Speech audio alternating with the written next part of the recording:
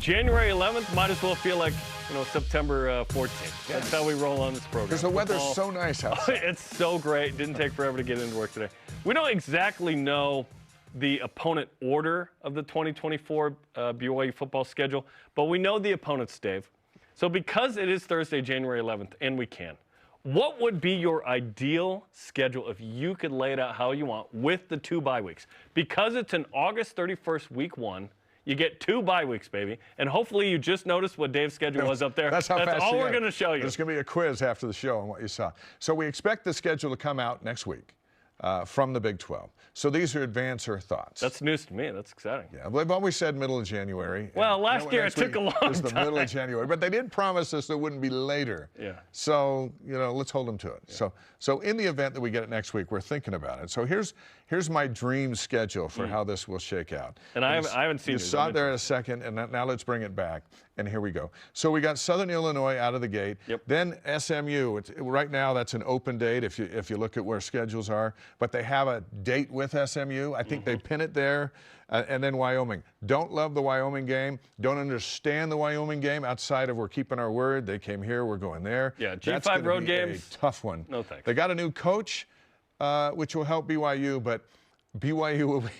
They are counting down the second. We count down the season. They're counting down the seconds to when BYU rolls back into War Memorial. Then we get into Big 12 conference play at home against Houston. And then at Arizona State. Late September. It'll be warm, but that's a decent time to go down there. And then conference weekend. Where's the conference weekend game? I'm going to give us a bye that week. We don't lose a practice day by playing Friday. I love Friday night games, and I love that tradition. But in a season where you have 2 byes, I'm like, that seems to be a logical spot. Plus, it gives BYU 2 weeks to prep for the reunion with Kansas. They could have beat last year, eliminate some turnovers, and that's a different thing. Jeff Grimes, OC. Yeah. That's going to be cool. And then go to Orlando in October, Oklahoma State in Provo, Arizona in Provo, at Baylor. That'll be an interesting one. Baylor was really bad last year. Can they just all of a sudden bounce back to where they were 2 years ago? I don't know. And you had the bye week there between those two. And the bye week there for the stretch run, and then finishing up with Utah on Thanksgiving weekend. Now I had to check the calendar because initially I didn't have 2 byes in there, and I'm like, wait a sec, we can't finish on the 23rd. And I looked, Big Ten and SEC, their schedule's already out, and Alabama, Auburn, Michigan, Ohio State, that's the 30th. So that's when the networks are putting big games. BYU Utah is a big game to Brett Yormark. That's why the Utes are even in the league. And so I had to go back in and put another bye. So a season of 2 byes. But Thanksgiving weekend up in Salt Lake City. So it's pretty good. That's it. It's pretty good. Okay, let's roll Let's out see what you got. Okay, the first 3 are the same as you with non-conference. Expected to be the first 3 weeks. There's really no room for creativity there. Let's have the regular season finale be the first one. Oklahoma State in Provo on September 21st. Let's just do that. Then I go bye week right there. You'll see that I go 4 games bye week, 4 games bye week, 4 games. That would be ideal, right? Kansas is your second game, and I have that on a Friday night. The compelling nature of Jeff Grimes and Kansas back in Provo, I think that would be a fun Friday night game. At Baylor on the 12th, Kansas State at home. At UCF, I put that later in the year so you have better weather in Orlando. You go there. Bye week again. Houston on a Thursday. That feels like a Thursday kind of matchup. I think that would be fun. And coming off a bye week, so you're not limited in your preparation there per se. And then I pushed the kind of regional 3, the Pac-12 3 that come in. No Colorado on the schedule. And at Arizona State, I would like better weather game in November. Then Arizona at home, then at Utah. At Utah, we agree. I think most of you agree. Should be the last game of the year. So you like Arizona up here in the cold? Bring Arizona up to, the cold. Okay, right. Hopefully it's like a night game and it's just miserable. That would be fun. So 4 games, bye, 4 games, bye, 4 games. I had a lot of alternation there. There's never 2 home games in a row. There's only 2 road games in a row with the road schedule and non-conference. There's 2 non-Saturdays. There are 2 of 4 at home in November, and then, as I mentioned, the regional 3. So that would be ideal for me. Now, in the end, I don't anticipate, like last year, that we'll have more than 2 road or 2 home consecutive. I think there was good kind of balance. The 2 bye weeks thing is going to be really interesting to see where those get put. Because you could put the bye in between 2 road games and you're not feeling like you're going back to back. So the byes add some creativity, especially the second one. When you start in August and you're going to finish on the last Saturday of November, then unless you add Hawaii or something, you add another game. And I don't think BYU needs to do that. No. If you did do that, I'd want to play earlier in August. Yeah. So you had another practice game. Wow. Yeah, just to get another game in before this stretch run, because BYU's breaking in so many new things, including a new quarterback, or bringing in a young quarterback who needs some practice games to get ready for the P5s, meaning Retzlaff. I've got 0-4. Give him some Wyoming, SMU. At some point, he's going to play a P5 Illinois. That wasn't like an 8+ win team that was top 5 in the Big 12. Like his 4 Power 5 starts were really difficult. Those were not a Cincinnati at home. So give him a reboot. At home. Give him a reboot against a G5 and run the offense and build some confidence there. But that schedule, no matter how we draw it up, it's going to be challenging, and if it's not the toughest, it'll be the second toughest in school history from one that they just went through. And last year was hard, man. And I love it. I love it because you miss Oklahoma and Texas in there, but they haven't been in long enough with BYU to have some kind of devastating end of a relationship. But the best ones you see in there is Utah's back. I love the Arizona State series. That's a great one.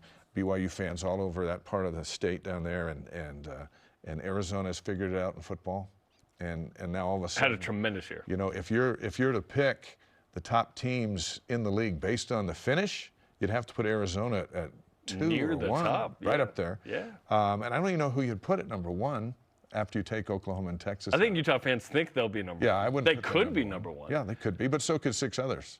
You know, but Kansas State, maybe Kansas State goes up there. Perhaps. Not Baylor, Oklahoma State brings back their running back and quarterback. Maybe they go up, but there's going to be a lot of parity. Like this, I thought it was going to be this way this year, but Texas actually had a good year finally.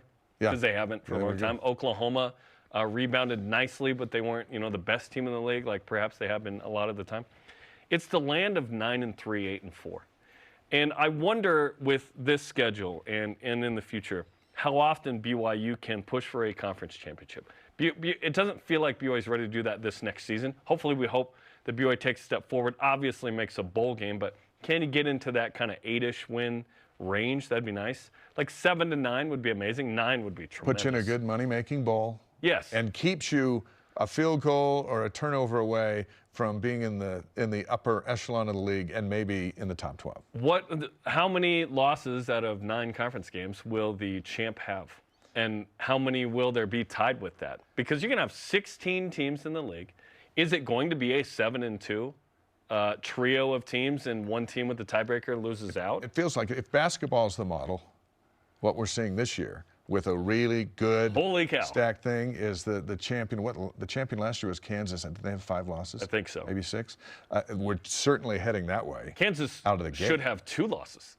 Yeah, they have 1. Exactly. But Kansas not a world beater. So if that's like the model, although they are legit, let's be honest. Yeah, if that's the model going in, I think what will be interesting is when we get the schedule and we start picking wins, we'll have a totally different perspective than last year, where it was like, well, they should do this and we should do. Now it's like, I don't know. This one, I don't know. This one, I'm not sure. Is there a guaranteed win in football? I would say you feel good about Arizona State. But if you're BYU, how verbose can you be about that? Because you were 2-7 in the league. Like you coming in pretty humble this year, hoping to surprise some people, and we'll see what BYU does. There's history with Arizona. There's some history with Baylor, and then you've played a bunch of these teams from last year. Like UCF is a new thing, although you have a couple of games from about a decade ago. I can't wait, man. It's going to be exciting. More Lopini Katoa diving catches against UCF. It's going to be really cool, and it's going to be really different, and the fans in the stands will have a different perspective. Now that I go back to what Mark Pope said before Big 12 play started when we said, are you Big 12 ready? And he goes, I don't know. We've never done it before.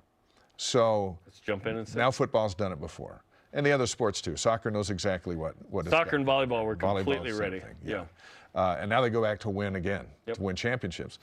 For BYU, they've been there and they've done that. They know what Oklahoma State's defense is. And they know that they're not going to go away, even if you're ahead 24-6. And that Ollie Gordon just know that now. Won't be there. Yeah. Is he going to the league? I hope he's going to the league. I think he's coming back. Last I heard, he was coming back. Oh, no. with the quarterback, the Bowman kid. I know Bowman's back for 7th year, yeah. And Arizona's bringing a bunch of talent. Cam Rising. Yeah. I think you got to defend the home turf, which is hard to do, but you still have the advantage. You've got the rock, you've got the atmosphere, you play better at home.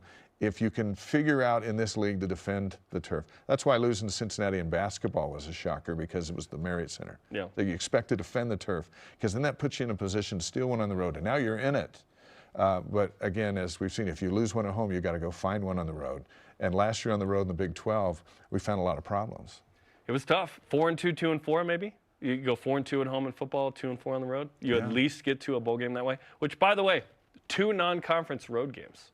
At SMU, which is a game. Hey, SMU had a nice year. I don't love that. This year, for sure. But 5 conference home games, and if you throw in a second home non-conference game, now you're up to 7. Would have loved that. Instead of at Wyoming, maybe a home G5 game, 7 home games. Yeah, and then you start to price some folks out a little bit, because I like winning more than I like ticket convenience. That's just me. But I don't know when we've had 7 I'm not the one home paying games. for it. Right. I don't know if we've had 7 home games. It wasn't an additional Texas A&M Pigskin Classic or whatever. We're going to play that here. Yeah. Or you play Hawaii, and then you get an extra to offset all that. Notre Dame and those schools, they have 7, sometimes 8. Virginia's had 8. You're like, more power to them. But they're paying for it. More power meaning money. Yeah, they're paying for it. Yeah. But or wins, too. Would love to have 7. Do you like winning more, or do you like ticket prices? You know, that's what that those folks sitting up there in EE, they might go, you know what, I like winning and ticket prices, so give me 6 home games. We'd like it all, right? But I would rather have winning over almost anything else. Okay, our question today is this. We know the BYU football Big 12 opponents for the 2024 season. What will you be looking for when the order of the games is released? 5th quarter, BYU on X. When the bye weeks are, Utah at the end of the season, and when the trip to Orlando is. See, the 5th quarter there is a deep thinker. He's like, okay, when is the extra week of preparation ahead of the next opponent? Yes. And that's important. I wouldn't mind, like I threw in mind, like a Thursday Houston game. And then if you had the bye week before that, now I'm more inclined to have that kind of home game. Granted, a home game is okay there.